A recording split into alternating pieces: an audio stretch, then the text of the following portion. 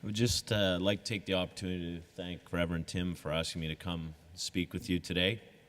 The message I was asked to talk about and reflect upon was some of my lessons and some of the things I've learned that I hadn't read in a book. And people that know me might think that might be an easy task for me because I don't read a lot of books. So I shouldn't really be nervous up here today, but it certainly is a privilege to be here. I've been fortunate, as I've told many people, to be here now for 25 years, and being on this campus and getting this opportunity is truly a privilege. This institution and being here on this campus has done so much for me. I think that's probably the biggest lesson that I could start with that I haven't read in a book is when I was recruited to come to Acadia University, their motto was, it was a place to grow. And that's certainly something that I've always wanted to live by, and those words have meant a lot to me, as has Acadia. Just to give you a bit of a background, most of my life is, I am a hockey coach by profession, but I hopefully consider myself to be a teacher. I was fortunate enough to get my teaching degree at Acadia University and spent 5 years here, and was fortunate enough to teach at Central Kings High School here for 6 years. My upbringing through my parents, everything I've learned in terms about trying to be the best person you could be I'm very fortunate to come from a very strong family. I had both sets of grandparents, and having two role models as parents, I don't think I could be set up for success any more than having those two people look up to every day. So educating myself or getting a chance to be well educated in terms of being in the situation I am now certainly comes from what they gave me. And as much as I know it's very important, and I've grown to know it's very important to start to educate yourself by reading, being a very fortunate person to come from the background I have, I'm fortunate not to be able to have that, and not to be in a situation where it's an educational setting, but a day-by-day setting to learn from two great people. I'm very privileged. My first lesson, I think, stems back from teaching. I was a very eager university student, loved teaching, and from about the age of 12 or 13, as I said, I wanted to be a teacher. I grew up watching my mother being a teacher, and that's all I ever wanted to do. And I think I got my biggest lesson probably 2 weeks into teaching at high school. I was young, I was energetic, I thought I was pretty good at what I was setting out to do. I was a university student, I was an athlete, so I thought, well, these kids are really gonna like me. There's no question I'm gonna come in, and I was teaching grade 9 science class, and it just quickly coming in the first few weeks and dealing with kids that probably didn't have the opportunity I had in life, it quickly shocked me to see that my lessons were just not important. And that was very frustrating for me to try and prepare to do something, to come in to teach and to try and educate, but then to realize some of the hardships that these people have been through on a daily basis, you know, taking a step back and thinking that what I had prepared for the night before is something that wasn't going to be able to relate or translate towards what they wanted to do in life, and it wasn't their fault.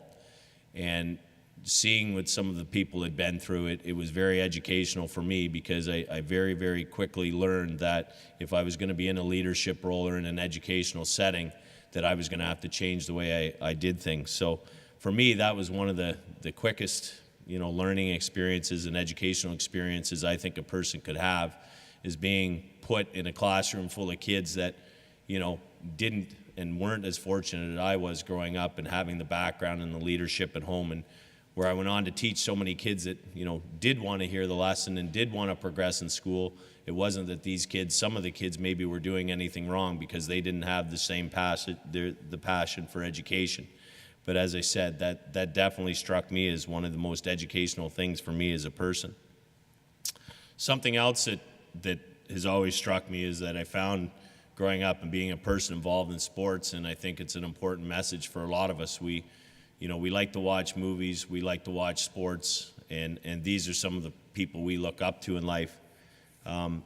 What struck me about being an Acadian, where I feel very privileged, and something that's educated me, is I've often said, and my prime example of this community is what a giving community it is.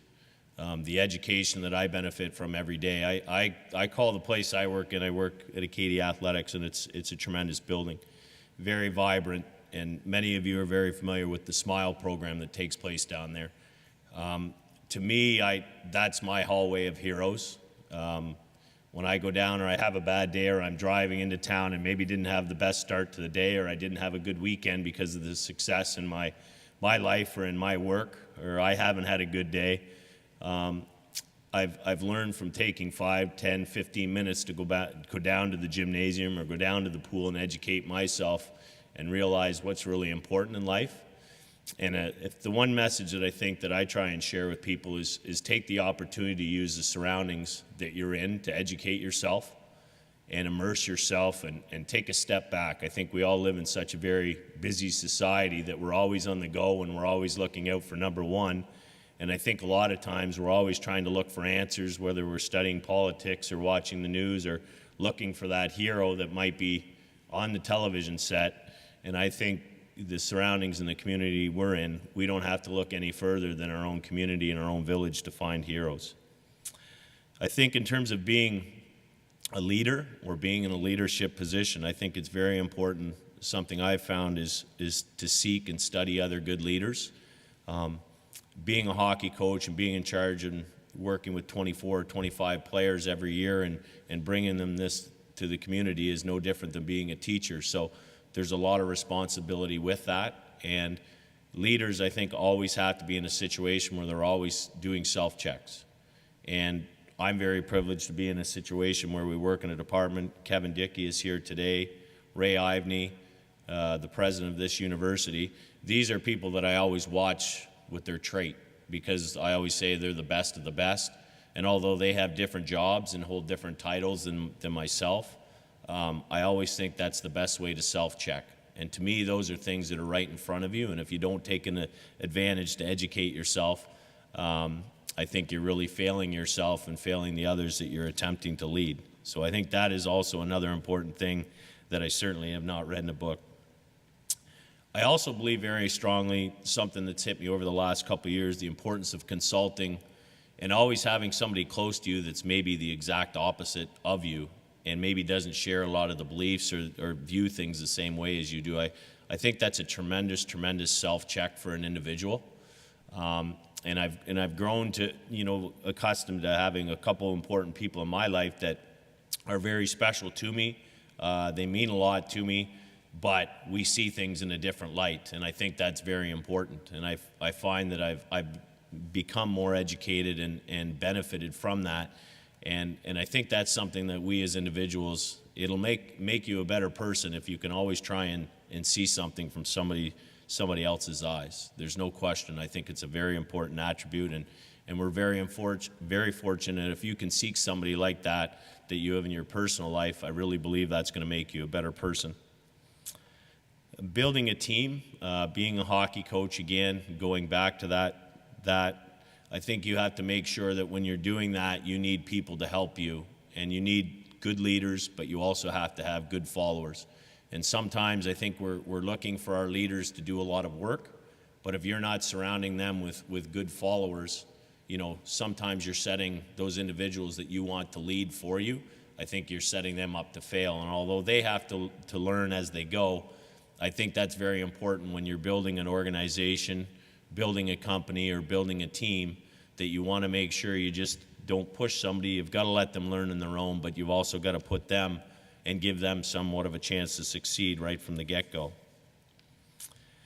Another very, very valuable lesson, I consider myself a very easygoing person, but I feel that I'm probably an over-passionate person, and I think it's very, very important for us as people to manage passion versus getting over-consumed. And I think that's something I've learned in the last couple of years, that sometimes, you feel that you're passionate about something, you dive into something and you're pushing on something, but sometimes I think it's also important because sometimes that passion may drive somebody away from you, or somebody that you care about, or somebody that you're maybe kind of in a bit of an argument with. I think it's very important to take a step back and really wonder, or do that self-check, whether it's passion or I'm overconsumed and maybe going down the wrong path when I'm analyzing or fighting for something I believe in. Kind of a motto I really believe in is communicate equals educate. That's something I've thought about over the last few years, and in dealing with a lot of individuals on a daily basis, whether it's your peers or whether you're coaching young men, taking the time to communicate. I'm an individual that feels very strongly about my views. People that are close to me will often state that I probably never think I'm wrong, and I know that. I've had people that are very close to me say that. People that I compete with that I respect. Other coaches have always said that I never think I'm wrong, and I understand that. And I think, being passionate and believing in yourself is important, but taking the time to communicate is huge. I know a lot of times when you're striving for a common goal as a coach, and you see it a lot if you do follow sports or these types of things, a lot of problems can be solved with a 5-minute conversation. And two people can have the same goal, but everybody's not Darren Burns. And not everyone is wired the way I am. And that's something that I've benefited from coaching. I haven't read that in a book. I've kind of learned on the fly that not everyone is wired the same as I. And the importance of communicating with individuals is huge. And I'm sure I'm not telling you anything that you don't know, but in coaching, it's paramount. And I've found that how a 2-minute conversation can clear the air. A 2-minute conversation can make you quickly see that person that you're competing with or you're coaching or you're working for, you have the same common goal. But sometimes when you just kind of keep in your silo, it's not a good thing. And that's something that I've learned through my profession. The other thing along that is learning from your mistakes.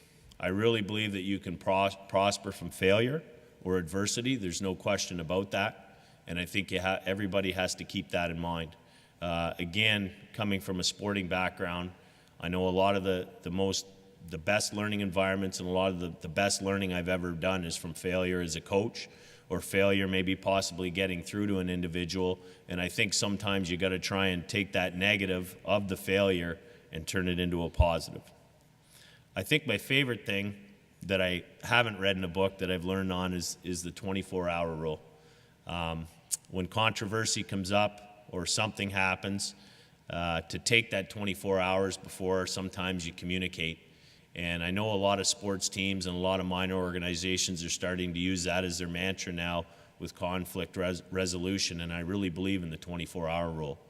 It's paramount. And even sometimes when I'm dealing with young individuals, I'll meet with them and it might be something about their playing time or their role, and I won't give them answers to their questions right away, but what I'll do is once we talk, I tell them I need to go home and think about it, because I think if somebody's coming to you and they want to discuss something and it's something that's strong in their beliefs, I don't think you should turn around and give them an answer right away. I think it's very important to take those 24 hours, take a step back and think about what it is that maybe they're not having the ability to convey their message properly. So the 24-hour rule is something that I think is very important. And on that, just because you're right doesn't mean you handled the situation correctly. A lot of times you'll be disgruntled or be in an argument with somebody that's close to you, and just because maybe, yes, you ended up being the person that was correct in the argument or the disagreement, doesn't mean you handled things well. You just don't run off and say, well, I knew I was right. I know that's something personally that I'm trying to get right in the way I do things. Riches aren't judged by your bank account. I believe they're judged on what happens when you open your front door. Having children, being in coaching, loving to win, loving to succeed, growing up in a background where hockey has been paramount in my life, outside of my family and friends now and the upbringing I've had, hockey has done everything for me. Hockey got me to Acadia University. Hockey got me every summer job. Hockey has been everything, so sometimes, again, you can be consumed by that. But I know when having my first child, coming home from nights where we weren't a very good hockey team, when I took over at Acadia, I learned very quickly to open the door, leave my bag in the front porch, and when you hear the footsteps coming down the hall, that's reality and that's what's important. So I think that's something that a lot of times we want to go on trips, we want to do big things, but I think you got to realize that the grass isn't always greener and you can't get frustrated by your successes. That sometimes I think it's your successes, I really believe, are what's inside your home. In closing, I think it's very important, in my beliefs, is to keep things very simple. We've talked and had many discussions. I think that now in this day and age, unfortunately, I think a lot of the learning went around the kitchen table. We live a very, very busy life. I know that in our family, sometimes with 2 kids, it's a struggle to have 1 meal a week together. And I really believe that a lot of the positive that you can create in your life and your family and your personal lives can be created with something so simple.